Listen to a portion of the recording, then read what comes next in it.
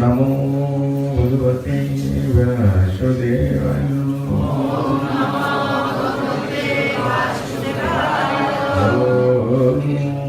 नमो भगवते वासुदेवाय।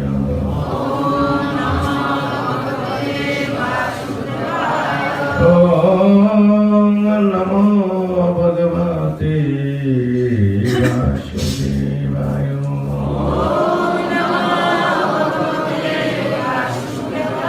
नारायणं नमस्कृत्य नरं चैव नरोत्तमं देवीं सरस्वतीं व्यासं ततो जयमुदीरये। नष्टप्रायेषु बद्धेषु नित्यं भागवत सेवया। भगवते त्वं श्लोके भक्ति भवति नष्टिकी।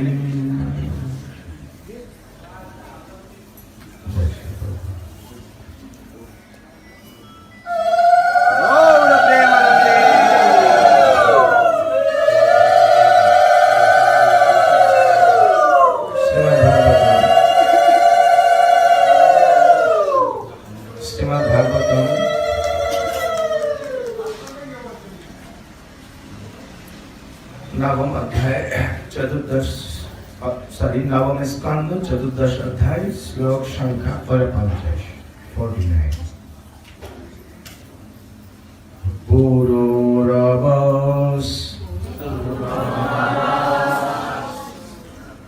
प्रवासित त्वयि त्रेतामुखे नृपः अग्निना प्रजया राजा लोकं गंधर्वं त्रैवान् पुरुरवस्त्रवासीत् त्रयी त्रेतामुखे नृप अग्निना प्रजया राजा लोकं गंधर्वं एवान् पुरुरवस एवासीत् त्रयी। Is it like this? पुरुरवस एवासीत् त्रयी त्रेतामुखे नृप अग्निना प्रजया राजा लोकं गंधर्वं एवान् पुरुरवस एवासीत् त्रयी त्रेतामुखे नृप अग्निना प्रजया राजा लोकं गंधर्वं एवान्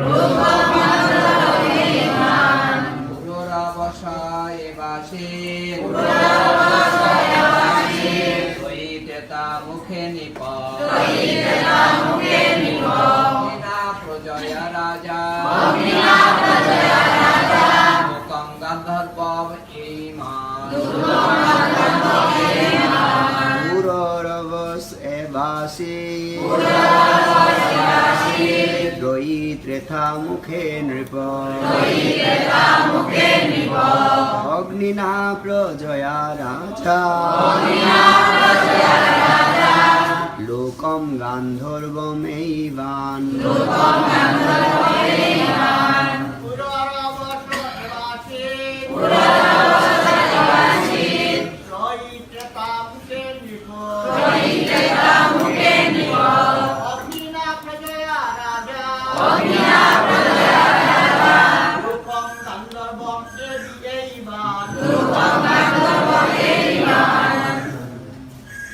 माताजी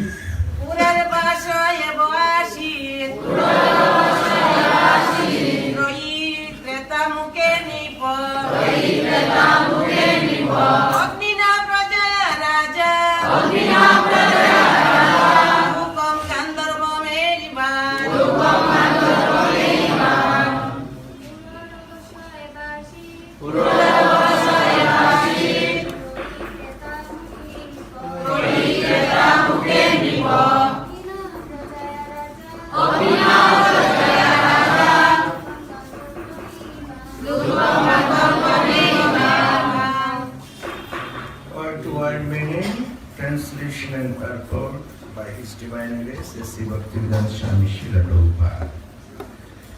পুরুরবাস মহারাজ পুরুরবা থেকে এবং এইভাবে আশিত হয়েছিল ত্রয়ী বেদের তিনটি কাণ্ড কর্ম জ্ঞান এবং উপাসনা। ত্রেতা মুখে ত্রেতা যুগের শুরুতে নৃপ হে মহারাজ পরীক্ষিত অগ্নিনা কেবল যজ্ঞাগ্নি উৎপাদন করার ফলে প্রজয়া তার পুত্রের দ্বারা রাজা মহারাজ পুরুরবা লোকম লোকে গান্ধর্বম গন্ধর্বদের এইবার প্রাপ্ত হয়েছিলেন। ভগবান হে মহারাজ পরীক্ষিত ত্রেতা যুগের শুরুতে রাজা পুরুরবা কর্মকাণ্ডীয় যজ্ঞের সূত্রপাত করেছিলেন। এইভাবে পুরুরবা যিনি যজ্ঞাগ্নিকে তার পুত্র বলে মনে করেছিলেন তার বাসনা অনুসারে তিনি গন্ধর্ব প্রাপ্ত হয়েছিলেন। কাইন্ডলি রিপিট আফটার মি, বলুন হে মহারাজ পরীক্ষিত ত্রেতা যুগের শুরুতে রাজা পুরুরবা কর্মকাণ্ডীয় যজ্ঞের সূত্রপাত করেছিলেন। এইভাবে পুরুরবা যিনি যজ্ঞাগ্নিকে তার পুত্র বলে মনে করেছিলেন তার বাসনা অনুসারে তিনি গন্ধর্ব লোক প্রাপ্ত হয়েছিলেন। তাৎপর্য সত্যযুগে নারায়ণের আরাধনা করা হতো ধ্যানের দ্বারা। কৃতে যধ্যায়ত বিষ্ণু বস্তুতপক্ষে সকলেই সর্বক্ষণ ভগবান শ্রী বিষ্ণু অথবা নারায়ণের ধ্যান করেছিলেন এবং এই ধ্যানের এই পন্থার দ্বারা সর্বসিদ্ধি লাভ করেছিলেন। পরবর্তী যুগে ত্রেতা যুগে যজ্ঞ অনুষ্ঠান শুরু হয়েছিল। ত্রেতায়াং যজতে মখৈ, তাই এই শ্লোকে বলা হয়েছে ত্রয়ী ত্রেতা মুখে। কর্মকাণ্ডকে সাধারণত বলা হয় সাকাম কর্ম। শ্রী বিশ্বনাথ চক্রবর্তী ঠাকুর বলেছেন যে স্বয়ম্ভূ মন্বন্তরের শুরুতে ত্রেতা যুগে এইভাবে প্রিয়ব্রত প্রভৃতির দ্বারা সাকাম কর্মের অনুষ্ঠান প্রবর্তিত হয়েছিল। ইতি শ্রীমদ্ ভাগবতমের নবম স্কন্ধের উর্বশী দ্বারা মোহিত রাজা পুরুরবা নামক চতুর্দশ অধ্যায়ের ভক্তি উদাত্ত তাৎপর্য সমাপ্ত। হরে কৃষ্ণ। তো আজকে হচ্ছে এই অধ্যায়ের শেষ শ্লোক। Today the concluding verse of the chapter. 49টি শ্লোক। আমরা অনেক কিছু এখান থেকে জানতে পেরেছি,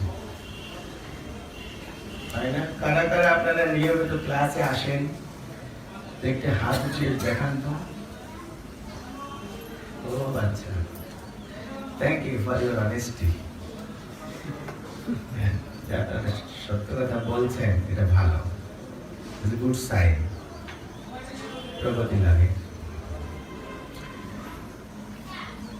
সেই জন্য যদি নিয়মিত যেহেতু আসেন না, সেই জন্য এখানে শিক্ষাটা আপনি ভালো বুঝতে পারবেন না।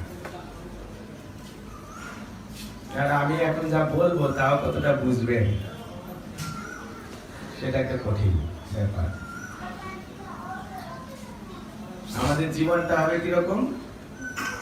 ভাগবত কেন্দ্রিক। কেমন হবে? সর্বক্ষণ ভগবত গীতা ভাগবত কে কেন্দ্র করে আমাদের জীবনটাকে পরিচালনা করতে হবে।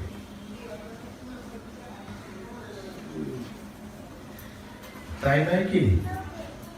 সেই প্রসঙ্গে ভাগবতে আমাদেরকে নির্দেশ দিচ্ছেন। কি নির্দেশ দিচ্ছেন? নিত্যং ভাগবত সেবায়া। নিত্যং মানে প্রতিদিন। প্রতিদিন মানে নিত্য শব্দটার অর্থ হচ্ছে প্রতি ক্ষণ, ইন এভরি মোমেন্ট। কিন্তু সেটা তো আমরা পারবো না। সেই জন্য শিল প্রভুপাদের পরমারাধ্য গুরুদেব শিল ভক্তি সিদ্ধান্ত সরস্বতী ঠাকুর বলেছিলেন, ঠিক আছে, তোমরা তো প্রতি ক্ষণ পারবে না, তাহলে তোমরা কমসে কম 5 বার ভাগবত সেবা করবে। শিলা ভক্তি সিদ্ধান্ত সরস্বতী ঠাকুরের সময় গৌড়ীয় মঠে 5 বার হরিকথা হতো দিনে, কতবার? আর এই জীবের প্রতি অত্যন্ত দয়ালু শিলা প্রভুপাদ একটু আরো রিডিউস করে দিয়েছেন সেটাকে, বলেছেন অ্যাট লিস্ট সেটি 2 বার হওয়া উচিত। সকালবেলা ভাগবতম, সন্ধ্যারতি পরে হবে ভগবত গীতা। এখন এর থেকে আর কম কেউ করবে না, এর থেকে দয়া আর কেউ দেখাতে পারবে না। Prabhupada is the latest form of merciful character. দয়া দেখানোর জন্য যারা জগতে এসেছেন, Prabhupada is the latest form, the latest personality. latest মানে ওনার পরে এরকম দয়া আর কেউ দেখাবে না। সেই জন্য আমাদের যদি প্রভুপাদের প্রতি শ্রদ্ধা থাকে, শ্রী গুরু মহারাজের প্রতি শ্রদ্ধা থাকে, গুরুদেবের প্রতি যদি বিশ্বাস থাকে, আমাদের বিশ্বাস আছে, আমি জানি আপনাদের প্রচুর বিশ্বাস ভক্তি, কিন্তু সেটাকে একটু মডারেট করতে হবে। এখন যে বিশ্বাসের ভক্তিটা আছে তার সঙ্গে ইমোশনটা যুক্ত আছে। কি আছে? ইমোশন। ভক্তির সঙ্গে অন্য কিছু যুক্ত থাকবে না, তার নামই তো শুদ্ধ ভক্তি। যেমন 1 কুইন্টাল দুধের সঙ্গে জাস্ট শুধু 1 বিন্দু জল মিশিয়ে দিলেন, বলুন তো সেই দুধটাকে শুদ্ধ বলা যাবে? যদিও জলের পরিমাণ খুবই কম, শুধু 1 বিন্দু, তবু কি দুধ কি শুদ্ধ বলা যাবে? শুদ্ধ দুধ মানে যে দুধের ভিতর দুধ ছাড়া আর কিচ্ছু নেই, তাকে বলে শুদ্ধ দুধ। ঠিক সেরকম ভক্তি মানে, শুদ্ধ ভক্তি মানে যে ভক্তির সঙ্গে জ্ঞানের কোনো সংযোগ থাকবে না, কর্মের কোনো সংযোগ থাকবে না, অন্যান্য যোগী যারা করেন সেরকম ভাব থাকবে না, ব্রহ্মে লীন হওয়ার ভাব, পরমাত্মাকে দর্শন করার ভাব, যা সাধারণত যোগীদের যা হয়ে থাকে, এমনকি সেখানে কোনো ইমোশন থাকবে না। Only love and love, nothing else. That's for pure love, শুদ্ধ প্রেম। কথা বুঝে গেল? সেই ইমোশনটাকে, ইমোশনাল স্ট্রেসকেও আমাদের কাটিয়ে তুলতে হবে, ওভারকাম করতে হবে, তখন শুদ্ধ ভক্তি। সেই শুদ্ধ ভক্তির উদয় কখন হবে? যখন গুরু বৈষ্ণব ভগবানের প্রতি আমাদের নিষ্ঠা বাড়বে। নিষ্ঠা প্রমাণিত হবে কি করে? আমি এরকম জাস্ট জড়সড় হয়ে থাকবো, মনে করবো যে আমি খুব নিষ্ঠাবান। আপনি নিষ্ঠাবান কিনা প্রমাণিত হবে ওনাদের নির্দেশের প্রতি আপনার কতটা মান্যতা রয়েছে, নির্দেশ কতটা অ্যাজ ইট ইজ আপনার জীবনে আপনি ইমপ্লিমেন্ট করছেন, তার মাধ্যমে প্রমাণিত হবে আমি ওনাদের প্রতি কতটা নিষ্ঠাপরায়ণ ভক্ত। কতটা বোঝা গেল? এটা হচ্ছে নিজেকে পরিমাপের উপায়। How you can measure yourself, how much you are surrendered and attached to the lotus feet and the instruction of the spiritual master. গুরুদেবের নির্দেশের প্রতি, ওনার চরণপদ্মের প্রতি আমি কতটা আসক্ত হলাম, কতটা শরণাগত হলাম, তার মাধ্যমে নিষ্ঠা প্রমাণিত হবে। আর নৈষ্ঠিক ভক্তই ভগবানের প্রেম ভক্তি লাভ করতে পারে। সেই জন্য প্রতিদিন চেষ্টা করতে হবে। আমি জানি, আমি যদি জিজ্ঞেস করি যে কেন করেন না, কেন আসেন না, অনেক কথা আপনি বলবেন, আমি জানি কি করি, কেন আমিও তো ওই ব্যাকগ্রাউন্ড থেকে এসেছি না, আসছি কিনা। কিন্তু কথা হচ্ছে যেন তেন প্রকারেণ মন কৃষ্ণ নিবেশায়াত, somehow, মানে যেন তেন প্রকার, you must fix up your mind in the transcendental descriptions of Srimad Bhagavatam. এই ভাগবতমের কথায় আপনার মনটাকে লাগাতে হবে জেনেতন প্রকারে। জেনেতন প্রকারে মিন the time is 24 hours. ওটার জন্য ভগবান এসে প্রার্থনা করবেন না যে একটু বাইরে গিয়ে দেন, 48 ঘন্টা করে দেন দিন। No, it's not possible. এই 48 ঘন্টা আমাদের দৈনন্দিন শরীরের সঙ্গে সংশ্লিষ্ট কাজকর্মের সাথে সাথে আত্মার সঙ্গে সংশ্লিষ্ট সমস্ত কাজকর্ম করার জন্য যথেষ্ট টাইম। ভগবান হচ্ছেন অত্যন্ত বিবেচক, উনি অবিবেচক নন। উনি জানেন যে এদের এই পারমার্থিক জাগতিক মানে বডি মেইনটেইন করতে আর আত্মার পরিচর্যা করতে যতটা সময় লাগবে তার থেকে উনি বেশি সময় নির্ধারণ করে একদিনকে 24 ঘন্টা বানিয়ে রেখেছেন। এটি সম্ভব। Maybe it's little difficult but not impossible. এটি কঠিন হতে পারে কিন্তু সেটি অসম্ভব নয়। কেন? অনেক ভক্ত তো করছে, সেটি করছে না। এমন নয় যে প্রভু আপনারা তো মাঠে থাকেন এগুলি বুঝবেন না, এই আন্দার কি বাত है, ऐसा नहीं। গৃহস্থ জীবনে অনেক ভক্তরা আছেন, অনেক ভক্ত। আমি আপনাদের এই মুহূর্তে আমি চিনি না, সেজন্য আমি এক্সাম্পল দিতে পারবো না এখান থেকে, কিন্তু আমি যেখানে সাধারণত বিচরণ করি সেখানে আমি জানি অনেক গৃহস্থরা আছে আমাদের ব্রহ্মচর্যের থেকে অ্যাডভান্স। আমরা যখন ঘুম থেকে উঠি তার আগে উঠে সবকিছু করে। আমার তাদের দোকান আছে, চাকরি করে, সবকিছু করে, ছেলে মেয়েরা আছে তাদের দেখাশোনা করে, কিন্তু তারপরে without fail he render devotional service according to the instruction of his beloved spiritual master. Shri Gurudev যেভাবে নির্দেশ দিয়েছেন সেই নির্দেশ অনুসারে পাই টু পাই তিনি ভগবানের সেবা সম্পাদন করেন এবং তাদের লাইফটা কিরকম ভেরি ব্লিসফুল, আনন্দময়। ওইরকম একজন ব্যক্তি গৃহস্থ আর একজন সন্ন্যাসী, একজন নৈষ্ঠিক ব্রহ্মচারীর ভিতর নো ডিস্টিংশন, কোনো পার্থক্য নেই। তাই নয় কি? সেজন্য কখনো আপনারা নিজেকে ছোট মনে করবেন না, মনক্ষুণ্ণ হবেন না। বাবু আমরা ফাইসা গেছি, হ্যাঁ গৃহের ভিতর। আপনি নিজেকে সবসময় অবমুক্ত করতে পারেন কৃষ্ণ ভক্তির আশ্রয় গ্রহণ করে। যেখানে কৃষ্ণ ভক্তি রয়েছে সে কখনো বদ্ধ হবে না। জীবন মুক্ত সমুচ্চতে শাস্ত্রে বলা আছে। এই জীবন ত্যাগের পরে আপনি মুক্ত হবেন তা নয়, এখনই আপনি মুক্ত হতে পারেন এই জীবনে, এই শরীরে, এই সমাজে, যদি ভগবানের শরণাগত হয়ে থাকে। তাই নয় কি?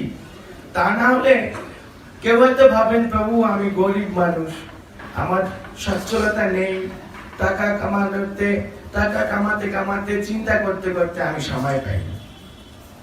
কেউ হয়তো বলবেন যে আমি পর্যাপ্ত শিক্ষিত নই, কেউ হয়তো বলবেন যে আমি দেখতে শুনতে অত ভালো নই। সো মেনি প্রিটেক্টস, অনেক অজুহাত, কিন্তু সেটা একটা অজুহাত নয়। এইখানে দেখেন পুরুরবাগ নামে একজন ব্যক্তির কথা আমরা আলোচনা করব। এই Pururava was very handsome to look at. Pururava ছিলেন অত্যন্ত দর্শনধারী। উনি ছিলেন রাজা, এখানে সম্বোধন হচ্ছে নৃপ। নৃপ মানে রাজা, যিনি নিজেকে পরিচালনা করার পরেও পাবলিককে নৃপ, নৃ মানে মানুষকে, প মানে পালন, প্রতিপালন করতে পারেন। তার মানে তার কত সম্পদ ছিল, কত শক্তি ছিল, কত বুদ্ধি ছিল, সেই রকম সবকিছু থাকা সত্ত্বেও ইনি ফেসে গেলেন কেন? সুতরাং আমার যে এটা নেই ওটা কিন্তু কারণ নয়, এটা তো সবকিছু ছিল। তো why he became entangled? তবু তিনি ফেসে গিয়েছিলেন কিসের জন্য? The only reason, what? He forgot Krishna's supremacy. ভগবান আর ভগবানের ভগবত্তাকে যখন কেউ ভুলে যায় তখন তার মান, সম্মান, প্রতিপত্তি, গায়ের জোর, বুদ্ধি কিছুতে নিজেকে ঠেকাতে পারবে না। অন্যদিকে যে ভগবানকে সবসময় মনে রাখেন, তাকে কোন জিনিস এই জগতে আবদ্ধ করতে পারবে না। যেই ভজে সেই বড়, অভক্ত ইচ্ছা কৃষ্ণ ভজনে নেই জাতি কুলাদি বিচার। কোন কুল, কোন জাতি, গরিব না বড়লোক, শিক্ষিত না অশিক্ষিত, কালচার আনকালচার, মেয়ে ছেলে, এমনকি প্রস্টিটিউট, ভগবত গীতায় কৃষ্ণ বলেছেন এমনকি প্রস্টিটিউট যারা খারাপ চরিত্রের মানুষ তারাও আমার যদি শরণাগত হয় অর্জুন সেও একজন শুদ্ধ ভক্তে রূপান্তরিত হয়ে ধ্যানতে আমার দ্বারা ফিরে আসবে তাতে কোনো সন্দেহ নেই। এরকম ভগবত ভক্তি। আজকাল দেখবেন আপনারা অনেক জিনিসপত্র যখন মার্কেটে কিনতে যান না তখন ওখানে লেখা ওয়ারেন্টি। ওয়ারেন্টি মানে কি? গ্যারান্টি নয়, ওয়ারেন্টি মানে এই সময় একটা টাইম লিমিট দিয়ে দিয়েছি, এর ভিতর যদি কিছু হয় তাহলে আমরা রিপেয়ার করে দেব, রিপ্লেস করে দেব। এই জগতে কোনো কিছুর গ্যারান্টি নেই, কিন্তু ইসকন থেকে আমরা একটা গ্যারান্টি এই মঞ্চ থেকে দিতে পারি আপনাদের সবাইকে। সেটা কি? সর্বান্তকরণে শরণাগত হয়ে কৃষ্ণ ভক্তি যাজন করুন, এই জীবনে আপনি ভগবত ধামে ফিরে যাবেন, গ্যারান্টি। প্রভুপাদ বলেছেন যে আপনি যে লেভেলেই থাকুন না কেন, নো প্রবলেম, গৃহে থাকো বনে থাকো সদা হরি বলে ডাকো, এটা বলেছেন না আচার্যরা? doesn't matter wherever you will stay, in the housing or in the forest, just render devotional service with your attachment and love and affection. Must at the end of life you must go back to Godhead, no doubt, right? তো এখন ঘটনা হচ্ছে আমরা তো ফেসে গেছি। এই প্রসঙ্গে আমার ছোট্ট একটা মহাভারতের প্রসঙ্গ মনে আসছে, সবাই শুনছেন তো? আমি পরে কিন্তু প্রশ্ন জিজ্ঞেস করবো, এখন উল্টা হয়ে গেছে। আপনাদের সুযোগ দেব, কিন্তু যদি প্রশ্ন না আসে তো মনে বলবেন না, ভাববেন না যে আমি বাই বাই টাটা করে চলে যাবো। Then I will ask questioning. কোত্থেকে? আমি যা বলছি ক্লাসে, বাইরে থেকে বলবো না, এখান থেকে। মহাভারতের প্রসঙ্গ মনে আসছে, সেটা কি? এই চারিদিকে গোল করে একটা যুদ্ধ আয়োজন করেছিল, ওইটার নাম যেন কি? চক্রব্যূহ। হ্যাঁ, চক্রব্যূহ। খুব ট্যালেন্ট পার্সোনালিটি ভীষ্মদেব, দাদু, সকলে দাদু, সবকিছুতে দাদু, বয়সে দাদু, জ্ঞানে দাদু, শক্তিতে দাদু, বুদ্ধিতে দাদু, কৌশলে দাদু। মানে ওনার থেকে আর কেউ, ওনার সমান কেউ নেই। এই কৌরবদের নুন খেয়ে তাদের গুণ গাচ্ছে।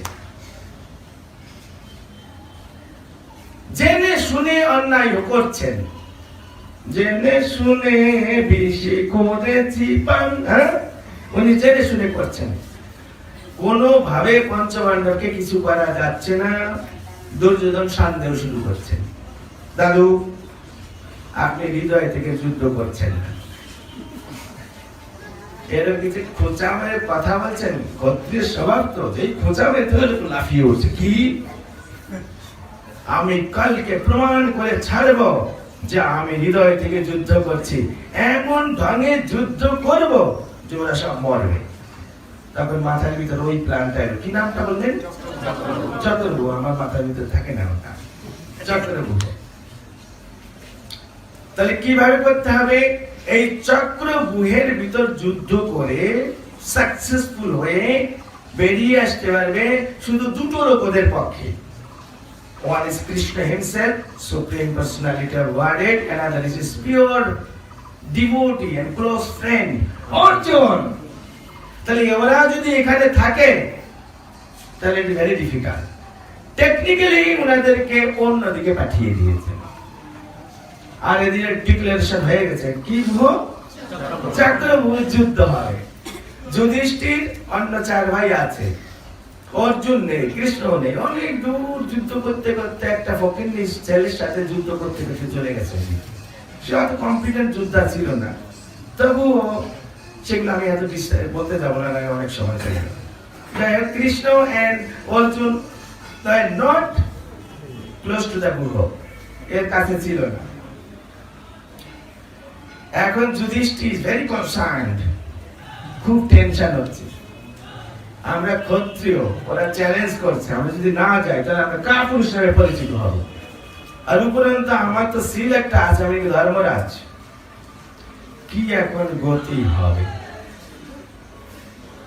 ভীম খুব শক্তিশালী, কিন্তু গদার যুদ্ধে ওই ধরনের টেকনিক্যাল যুদ্ধ ও জানে না, এরকম।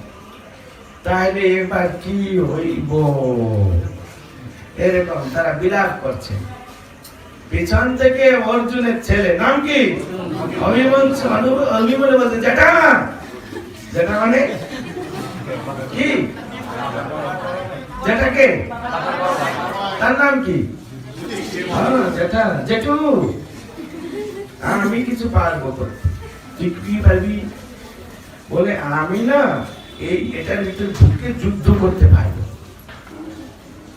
But unfortunately I don't know how to come out. কি করে বেরিয়ে আসতে হয় তা তো আমি জানি না। তো বলছে তুই শিখলি কোথেকে? বলে মাতৃগর্ভ থেকে। আরে ये क्या बात, अभी तो याद है, এখনো মনে আছে?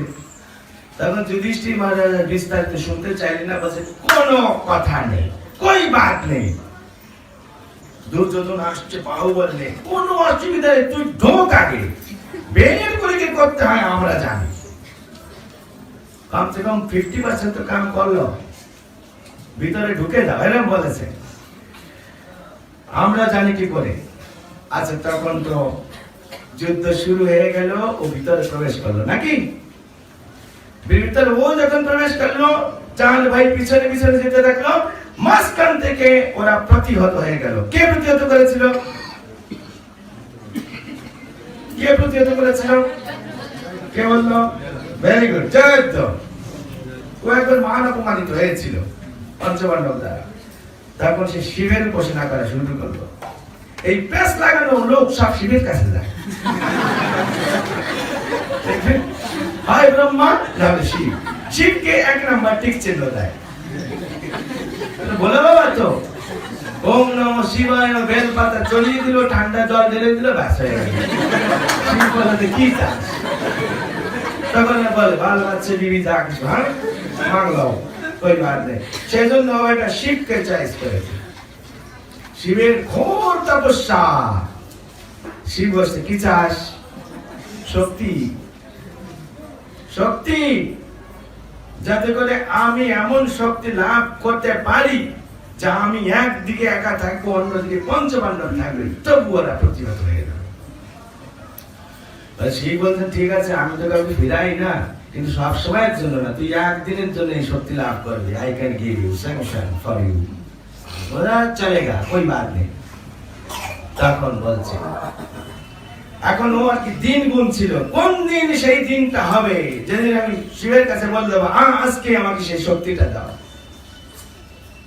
অভিমন্যু ভিতরে চলে গেছে, চার ভাই পিছনে পিছনে যাচ্ছে, মাঝখান থেকে ওকে রুখে দিয়েছে। ওকে রুখা মানে কি? মানে স্টপ করে দিয়েছে। এখন চার ভাই একসঙ্গে যুদ্ধ করছে, কার সঙ্গে? চার ভাই পারছে না। তখন ও একা হয়ে গেল না, ওদিকে যুদ্ধ শুরু হয়ে গেছে হুইসাল দিয়ে। 8-9 জন মহারথী রথী, যেখানে বিশ্বদেব ছিলেন, দ্রোণাচার্য ছিলেন, কর্ণ ছিলেন, দুর্যোধন ছিলেন। দুর্যোধনের তারপরে জনের নাম কি নাম? দুঃশাসন, শকুনি। এই চার দিক থেকে ওরা এক ওয়ান আফটার অ্যানাদার শুটিং করছে অ্যারো। ও কিন্তু মারাত্মক যোদ্ধা। He was trained by Krishna himself. Krishna থেকে ট্রেনিং নিয়েছে। কথা বুঝেননি? এমন যুদ্ধ করছেন ওরা সবাই চার দিক থেকে হিমশিম খেয়ে যাচ্ছে। তখন দুর্যোধন এক পর্যায়ে ঘোষণা করছেন, যেন তেন প্রকারে annihilate, একে শেষ করে দাও। Don't follow the principles of fighting. এমনকি যুদ্ধের নিয়ম কানুন ফলো করার কোনো দরকার নাই, যেন তেন প্রকারে একে শেষ করুন।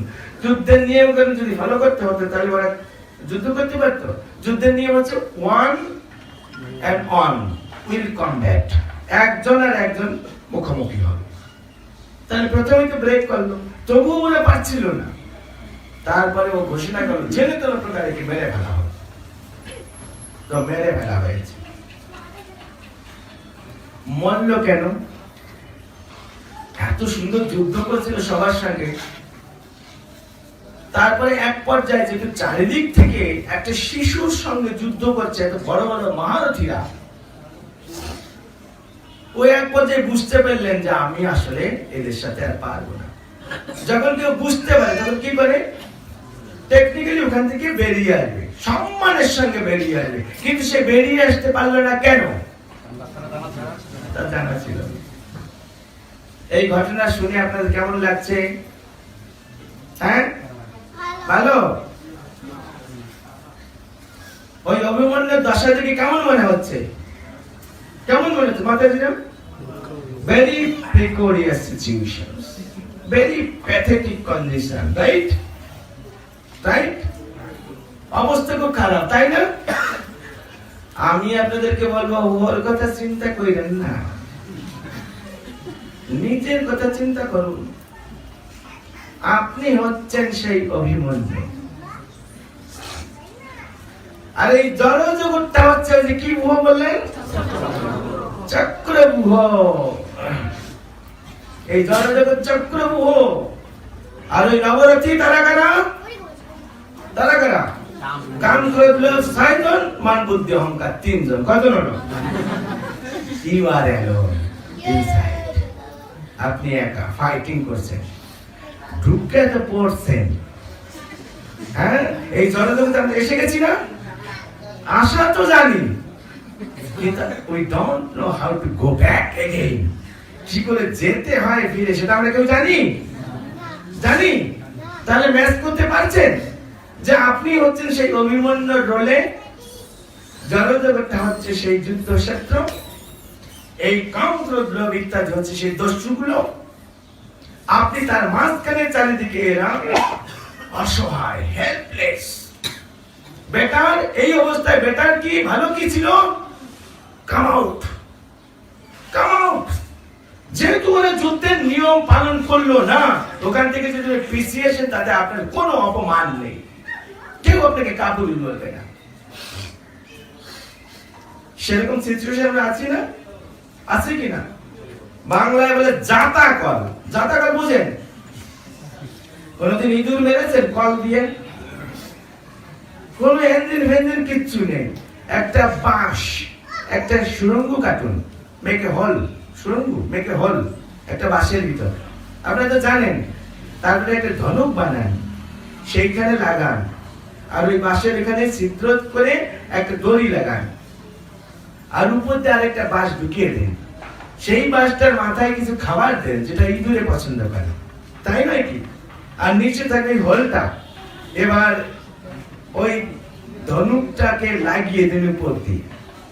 ইঁদুরে তো সেন্ট পেয়ে যাবে না ওটা খেতে, কিন্তু ওটা খেতে হলে আগে দড়িতে কাটতে হবে। দড়ি না কেটে ওটা খাওয়া যাবে না। যখন দড়ি কাটবে বলুন ওর মা বলার টাইম থাকবে?